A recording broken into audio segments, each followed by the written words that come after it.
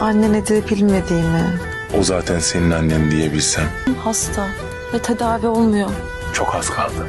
Tüm gerçekler ortaya çıkacak. Daha önce kaldığı kurumu yakmakla suçlandığı için soruyorum. O geceyi hatırlıyorum. Hangi gece Metin? Kaza gecesi mi?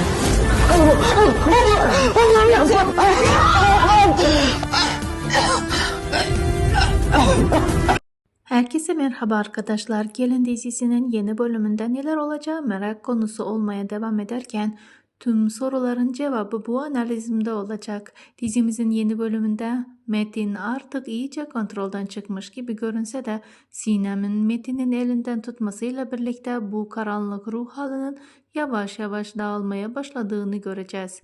Sinem'in sabır ve desteği Metin'i adım adım iyileştirirken Metin'in çok yakında bambaşka daha iyi bir karaktere dönüşeceğine sinyalleri veriyor.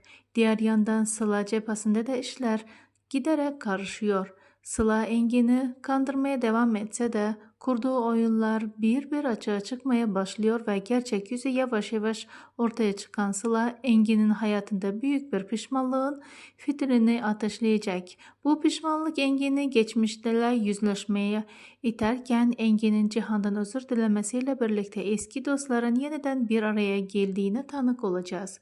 Tüm bunlar yaşanırken Hasret'in Hançer'in annesi olduğu gerçeğini ortaya çıkması dizide bütün dengeleri alt üst edecek ve olayların seyrini tamamen değiştirecek.